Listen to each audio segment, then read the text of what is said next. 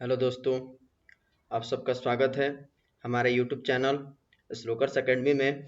आज के इस वीडियो में मैं आप सबको Bihar board 10th class Hindi chapter 2 20 का दांत का सब्जेक्टिव क्वेश्चन कराने वाला हूं।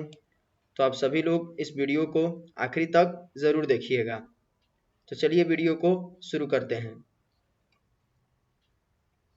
सबसे पहला प्रश्न है हमारा, कहानी के शीर्षक की क्या सार्थकता है, या कहानी के शीर्षक की सार्थकता स्पष्ट कीजिए। तो इसका उत्तर होगा कि कहानी के शीर्षक की सार्थकता 20 का दांत है। यह कहानी का शीर्षक यह बताना चाहते हैं कि अमीरी गरीबी का, लड़का और लड़की के बीच भेदभाव को बताया गया है। साथ ही पुरुष और स्त्री में लाचारी बताया गया है। हम जानते हैं कि लड़कियां समाज की एक प्रमुख अंग है, लेकिन समाज इन परिस्थितियों में उन्हें खोखला बना रहा है तथा दूसरी ओर गरीबी समाज को खाई में गिराकर विष उत्पन्न कर रहा है। दूसरा प्रश्न है हमारा,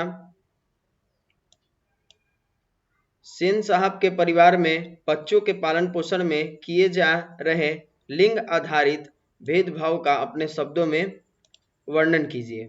तो इसका उत्तर होगा कि सेन साहब के परिवार में लड़के और लड़कियों के पालन पोषण जो है अलग नियम में, अलग नियम, अलग शिक्षा, खेलना, घूमना, इन सब में अलग अलग नियम कानून था। सेन साहब के परिवार में लड़कियों के लिए अलग नियम था। लड़कियां ज्यादा बोल नहीं सकती थी, जबकि उनका बेटा था जिसके लिए कोई नियम नहीं था। यानी इनके परिवार में जो है लड़कियों के लिए बहुत सारे नियम थे और लड़के के लिए कुछ नियम नहीं था। उनके लिए खेलने के लिए, घूमने के लिए, हर चीज के लिए नियम कानून बना हुआ था, लेकिन उसके लिए उनके बेटे के लिए नहीं बना हुआ था। आगे कहा जा रहा है तीसरा प्रश्न में, खोखा किन मामलों में अपवाद था। इसका उत्तर होगा कि सेन साहब के पुते का जन्म उस समय हुआ जब उनके 5 लड़कियां थी तथा उनका कोई पुत्र नहीं था। उस समय उनके यहाँ एक पुत्र का जन्म हुआ जो उनके बुढ़ापे का अंतिम सहारा था, अतः वह मूर्खता और उद्दंडता में अपवाद था। चौथा नंबर प्रश्न है, सेन दंपति खोखा में कैसी संभावनाएं देखते थे और उन संभावनाओं के लिए उन्होंने उसकी कैसी शिक्षा तय की थी। इसका उत्तर होगा कि सेन दंपति खोखा को इंजीनियर बनाने की संभावनाएं देखते थे, क्योंकि वह उनकी आंखों का तारा था। उनको इंजीनियर बनाने के लिए ट्रेनिंग दी जाती थी। उसका शिक्षा व्यवस्था यह था कि सेन साहब के कंपनी का एक बढ़ई घर आकर घंटे उसके साथ ठोक-पीट करते रहता था।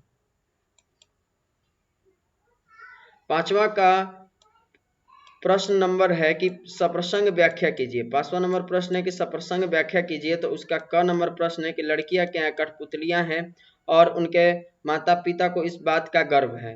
इसका उत्तर होगा प्रस्तुत पंक्ति हमारे पाठ्य पुस्तक, यहाँ क्या होगा, पुस्तक होगा, ठीक ना। हमारी पाठ्य पुस्तक हिंदी पाठ के 20 के दांत शीर्षक से लिया गया है, जिसका लेखक नवीन विलोचन शर्मा है।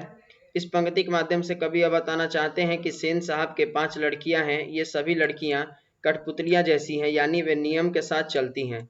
मानो तो सचमुच में यह सब कठपुतलियां ही हैं, क्योंकि उनकी शारीरिक एवं मानसिक विकास का अभाव है जो उनके माता पिता के द्वारा दिया गया है। पांचवा का ख नंबर प्रश्न कह रहा है कि खोखा के दुर्लित स्वभाव के अनुसार ही सेनों ने नए सिद्धांतों को भी बदल लिया था। इसकी सप्रसंग व्याख्या कीजिए। तो इसका उत्तर होगा प्रस्तुत पंक्ति हमारे पाठ्य पुस्तक। हर जगह जो है यहाँ थोड़ा सा मिसप्रिंट हो गया है, आप लोग याद रखिएगा कि पाठ्य पुस्तक होगा। हिंदी पाठ के 20 के दांत शीर्षक से लिया गया, जिसके लेखक नलिन विलोचन शर्मा है। इस पंक्ति के माध्यम से कवि यह बताना चाहते हैं कि सेन साहब क्या बताना चाहते हैं, तो सेन साहब की 5 लड़कियां होने के बाद उनके यहाँ खोखा का जन्म हुआ, ठीक, जो उनके आंखों का तारा था, जो सेन साहब का एक लौता पुत्र था। जो स्वभाव से अच्छा नहीं था उसके लिए कोई नियम कानून नहीं था। वह किसी भी चीज को ज्यादा तोड़फोड़ ही करता रहता था, जिससे दंपति को लगता था कि खोखा का स्वभाव इंजीनियर बनने का है।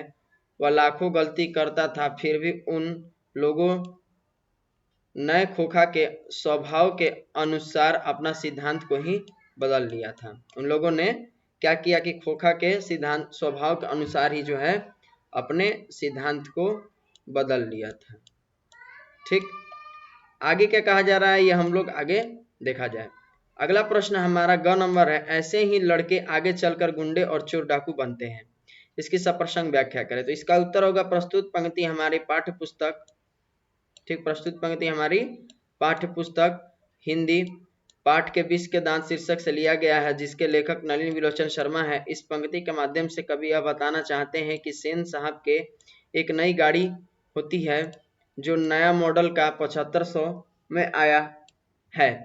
उसको मदन छूने का प्रयास करता है, जिसको देखकर ड्राइवर उससे झगड़ने लगता है तथा ड्राइवर मदन को धक्का दे देता है और रोबदारी के साथ कहता है कि देखो मदन की माँ, फिर ऐसी हरकत नहीं करने देना। उसी समय सेन साहब के मुंह से निकलता है कि ऐसे ही लड़के चोर डाकू और बदमाश बनते हैं। अगला घ नंबर प्रश्न है हमारा, हंस कौवे की जमात में शामिल होने के लिए ललक गया, इसकी सप्रसंग व्याख्या कीजिए।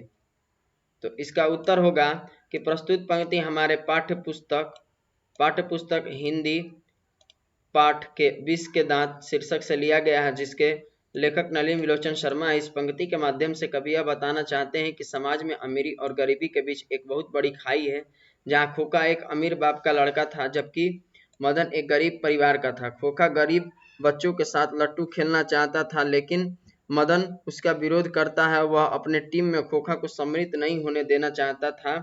इसलिए इस पंक्ति के माध्यम से बताया गया कि खोखा हंस है जबकि मदन कौवा का रूप माना गया है तथा यह दोनों मिलने को आतुर हैं।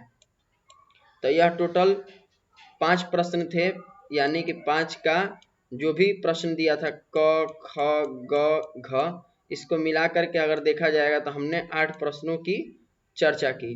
इसके आगे वाले प्रश्नों की चर्चा हम लोग सेकंड पार्ट में करेंगे। तब तक आप सभी लोग इन सारे प्रश्नों को अपनी कॉपी में लिख लीजिए और वीडियो अच्छा लगा हो तो अपने दोस्तों में ज़रूर शेयर कीजिएगा। साथ ही अगर हमारे चैनल पर नए हैं तो हमारे चैनल को सब्सक्राइब कर लीजिए, बेल आइकन को प्रेस कर दीजिए ताकि हमारे नए वीडियो का अपडेट जो है आप तक पहुंच सके। धन्यवाद।